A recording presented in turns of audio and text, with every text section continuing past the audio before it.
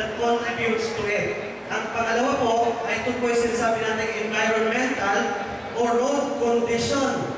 Di ho ba? Pagdating po sa mga aksidente, minsan hindi lang po ito na-contribute or contributing factor of a motorcycle problem. Minsan po, may kinalaman din po ang sinasabi natin environmental factor. So, dapat din po natin sinicheck yun. Pangatlo, ano kaya? Maliban sa kondisyon ng motor, kalagayan of course, environmental or road factor, ano yung pangatlo? Isa, equally important. Ano kaya? Alam niyo po ba? Tao. Ang tao mismo. We need to check at the same time the condition or the roadworthiness of the human person driving the motorcycle. Ito pong tatlo. Di ba? Minsan hindi ba napapansin, may tanong tayo. Itong ating kasama, si Mr. So-and-so, ang galing-galing magmaneho at tatambling pa paminsan-minsan. Pero na-disgrasya. Bakit kaya?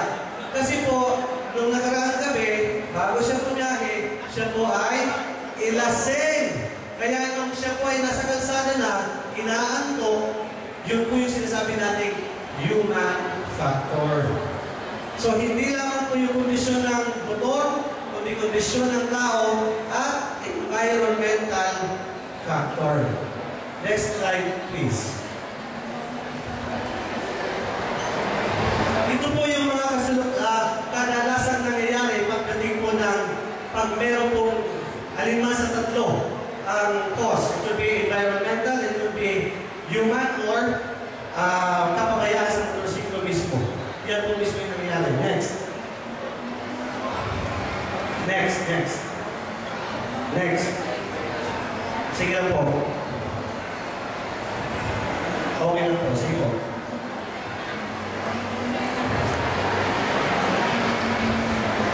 Next slide, please. Tingnan niyo po yung ating pictures na nandito. Sa palagay niyo po ba, tama po ba ito? Tama po ba? Mga riders, mga nagmotor, di mo ba dapat merong protective gear? So yun po yung ating kailangan na isipin bago po tayo bumiyahe. So, next slide please. Ito po yung lahat ng mga bagay, yung mga protective gear na nakakatulong sa atin. Hindi lamang po ito pang forma. Diba, minsan pag nasa kalsada ka, kaya sabi na, ang gwapo-gwapo naman kasi ang ganda-ganda ng suot mo. Minsan, sinasabi nila, mahal-mahal pa.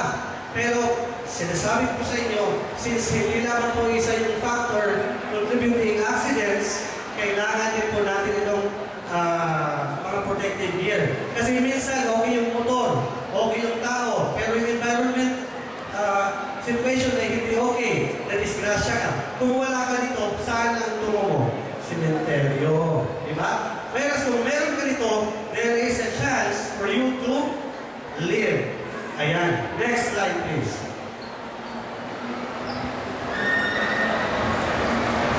Next slide. Gusto ko pong ipakita sa inyo kung ano yung mga parte ng katawan natin na pinoprotektahan ng ating mga protective gear. Next slide, please. Mukhang loba. Sige po. Sige lang po. Pasensya lang, medyo animated kasi siya. Kaya mahirap siyang ayan. Parang si Superman pag meron kang protective gear. Next slide. Ayan. Ito po, mula ulo hanggang talampakan, yung ating pong katawan dapat po protektado pag tayo po ay bumibiyahe. Yan po yung actually yung rason bakit meron tayong protective gear. Hindi lamang po ito pang forma.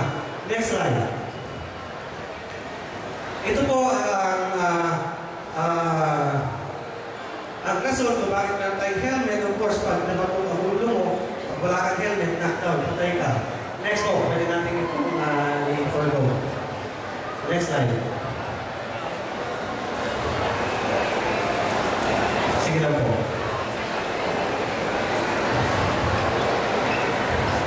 Sige lang po. Next slide. Next slide. Ito naman po, ito po ay may kinalaman sa mga riding posture. postures. Ano po ba ang tulong na ibibigay sa atin kung tama yung ating postures pagdating sa pagmamaneho? Of course, yan po ay nakakatulong sa atin dahil halimbawa po, kailangan po natin yung tamang postura pagdating sa pagmumulsiklo dahil pag ikaw ay nangalay, again, papasok na naman doon siya sa amin nating human factor. So kailangan po natin lahat na maliban sa pagiging kondisyon ng ating motor, kondisyon din ang ating katawan mula bago pa man sumakay at habang nakasakay at hanggang sa pagbaba ng motorsiklo. Yun po yung rason bakit kailangan natin malaman kung ano yung tamang posture pagdating sa paggamit o pagsakay ng motorsiklo. Next slide. Medyo tatlong slides po yan, postures. Next po.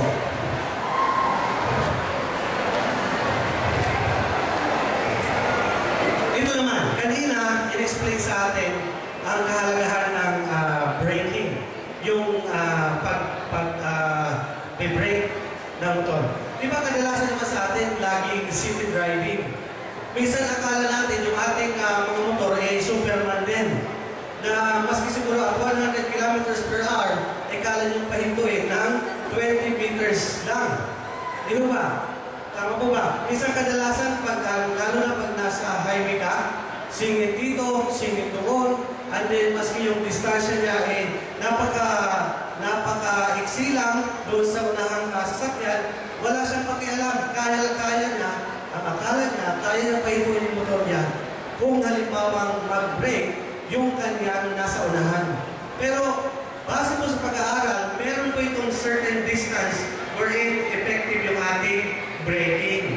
And of course, kailangan din natin malaman kung ano yung tama at epektibong pag-brake, yung application ng brake. Ano po ba sa palagay niyo sila pinaka-epektibong paggamit ng brake?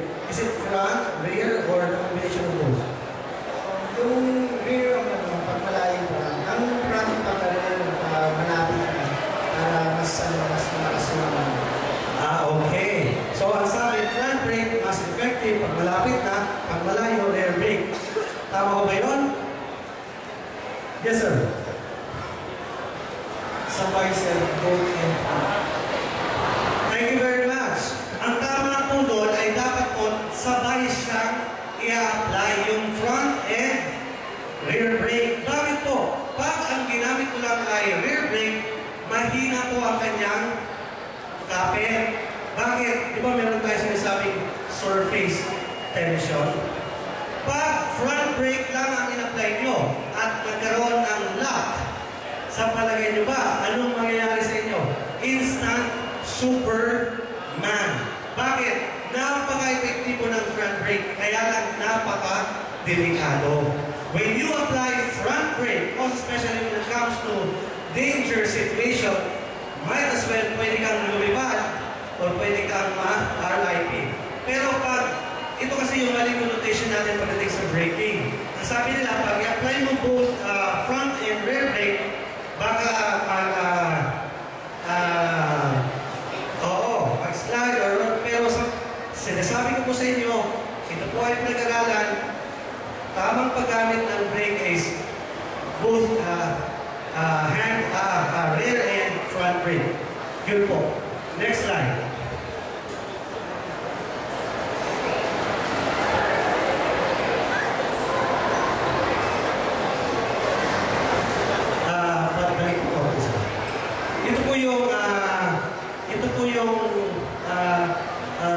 Meter distance, pag ito po yung kilometer, yung takbo ninyo, ito po yung kanyang napaka-epektibong braking distance. Pag ikaw po ay tumatakbo ng basa, 144 km per hour, ilang metro siya hihinto, sir? Palagay mo? 3 meters. 300 feet, di ba? So, 300 feet, yun po ay tested. Kaya kung ikaw tumatakbo ng 144, don't tell me na kapag ikaw may apply ng brake, maski rear and front brake, ay hihinto ka within 10 meters. Hindi po. So, yun po. Yun po lahat. Basahin na lang natin. Next slide. Ngayon naman, minsan, sabi ko nga kanina, yung human factor ay nagkakaroon isa sa mga dahilan kung bakit nagkakaroon ng aksidente. Kung hindi man ikaw maka-aksidente, ang iyong masasagsaan naman ang magkakaroon ng problema. Minsan di ba pag nasa biyahe tayo, ay bawa na lang at a certain kilometer per hour na biyahe. Meron ka na, yung atin kasi napapansin natin, andyan na siya. May tumawid. Pero pag pinagsawalang bahala mo lang dahil minsan nawawala ka sa katinuan dahil nag-break pa lang kayo ng girlfriend mo, o di kaya naman meron kang iniisip while driving, nagpapasawalang bahala ka na lang. Kailangan mo, pagdating dito, yung sinasabi natin yung condition adjustment and reaction, when there is somebody na napunta sa iyong perception, along the way, you need to react on that specific object. And you need, of course, to process whether it is a danger or not. Otherwise, kapag hindi mo ito na-proseso ng tama at huli na ang lahat, bangga. Yun yung nangyayari. Minsan may nakakabangga ng bata, may nakakabangga ng matanda, or minsan sumisentan ka. Yun po. Next slide. Next slide. Next slide. Ito po yung mga proper position pagdating sa mga seater riding. Ito po yung distance na kailangan natin. Kailangan po sa isang driver, sa isang rider ay defensive, hindi po offensive rider. Kasi kapag offensive ka, lagi kang nakatutok na lang. Then tingnan mo rin, isalang-alang mo rin yung sinasabi nating distansya mula sa naunang sasakyan sa kaliwa at sa kanan. Lalo na dito sa sitwasyon natin sa Metro Manila na minsan half meter or quarter of meter andyan na yung isang sasakyan. Next slide. Ito po yung kailangan natin gawin. We need to observe stop signs and avoid accidents. Next. We need not to be offensive but defensive rider. And then of course, ito po, kailangan po natin i-avoid yung mga blind spots. Yung mga blind spots, ito po yung mga hindi ka nakikita ng nagmamaneho ng sasakyan. Halimbawa, mayroon dyan 4 wheels, huwag kang lalapit dun sa blind spot niya. Pag tinignan mo yung side mirror ng sasakyan niya, na hindi mo makita yung tao na nagmamaneho, ibig sabihin nun, nasa blind spot ka. Huwag kang pupunta sa area na yan. Kasi, ang pwedeng mangyari ay hindi ka niya makikita, pwede siyang kumaliwa, pwede siyang kumanan. Pag nangyari yun, pwede kang mabangga. Next. Next po. So, yun lang naman na, and then of course, yung susunod natin pag-usapan yung mga safety tips pagdating sa ating pagmamaneho. Next. Ito po, always turn the headlight on while driving even during the day. Ito po, sa palagay ko po, kung hindi ako nagkakamali, years ago, nagkaroon po ng mandato ng ating gobyerno na kailangan po yung ating mga headlight na laging naka-on. Kaya lang pinagtatawanan po ng ating mga riders. Bakit pagka diretrik yung araw naka-on yung headlight? Ito po ay may kinalaman sa ating safety riding. Yun po yung rasonon. And then of course, make it a habit that to view your back before starting to run. Di ba pag ikaw, halimbawa, nasa kalsada ka, nagmamadali ka, bigla ka lang sasakay ng motor, hindi mo pala alam, merong speeding car, knockdown ka. So, kailangan sa isang maayos naman at nagmamadali ng sasakyan, bago ka mag-start ng engine, bago ka sumakay, tingin ka muna sa likod. Kung wala sasakyan, saka ka sasakay. Okay? And then of course, since hindi naman natin na iiwasan yung pagbalya sa gabi, kailangan natin magsuot ng mga protective gear ng mga maliwanag. Reflectorize. Okay? And then of course, next slide please. Next slide. Next slide. Avoid driving when you are drowsy. Avoid driving when, next slide please. When your vehicle is slow, huwag din po kayo magmamaneho. And then, next slide. When your bike is not roadworthy, dahil hindi ka talaga tatagal niyan. When you do not feel well, may sakit ka, huwag na. If the weather is extremely cold or warm, halimbawa sobrang bagyo, ay grabe naman yun kung magpumotor ka pa. And then, next slide. When you are troubled, halimbawa yung mga inutangan mo, yan dyan na sa'yo, laging hinahabol, medyo isip mo, di ba? So, avoid using that. When the number is heavy, when you have taken alcoholic drinks, di ba ito yung kadalasan? Galing ka sa Paddy's Point, galing ka sa ganito, and then, boom! Minsan yung ating isip lumilipat na. Next slide. How about when we talk about riding in tandem? Di ba dito sa Pilipinas naman common yung riding in tandem?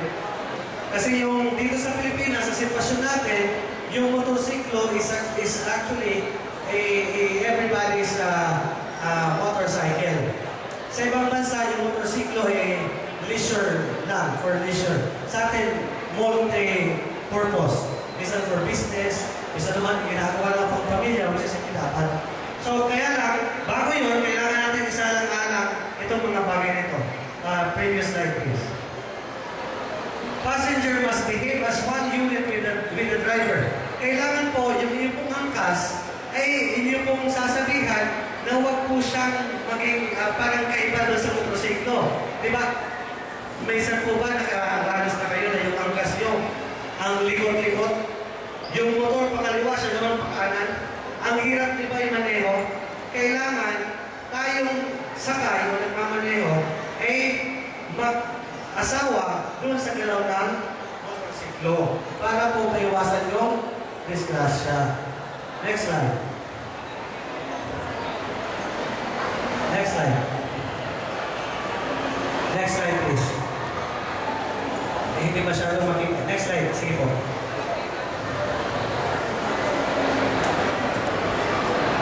Next slide. Okay. Dito tayo. Kadalasan, sa mga riders, we do not know traffic signs. And we do not respect basic road courtesy. Right? Maayos ang lagay ng kondisyon ng katawan ng tao. Maayos ang kondisyon ng motor. Maganda yung kondisyon ng kalsada. But you are not following road signs. Ano kaya ang mangyayari? Maliban sa pwede kang mahuli, pwede kang madisgrasya, pwede kang makadamay ng disgrasya. You know what? Napaka-importante po ng ating mga traffic signs. It gives directions, it gives informations, babala, binibigyan ka po lahat-lahat binibigay sa iyo. So, kailangan po natin isalang-alang ito pag tayo po ay nagbabiyahe.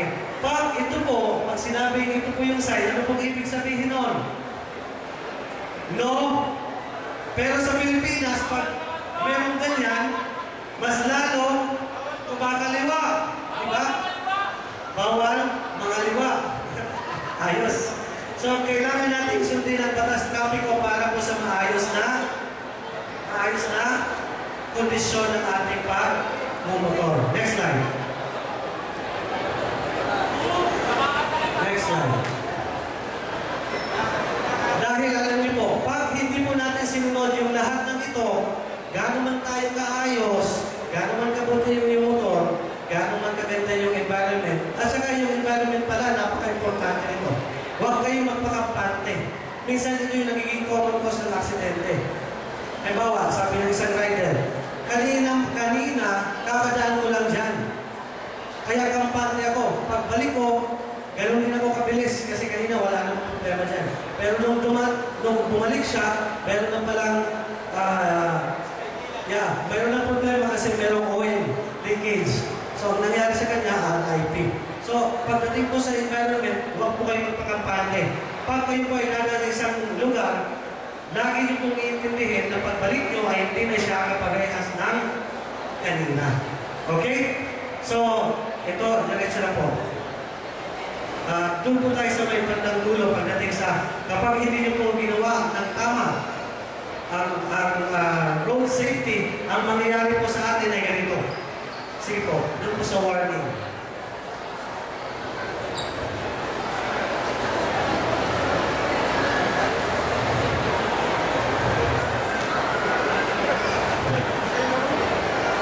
Ayan. Na-discuss na kasi kanina yan, yung dapat alam mo yung tamang bigat mo, tamang pagpili ng motor.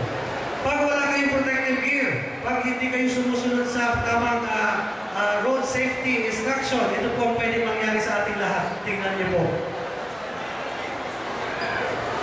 Disgrasya. Yan. Ayan. Yan po ang pwedeng mangyari sa sino man sa atin. Diba? Maraming salamat.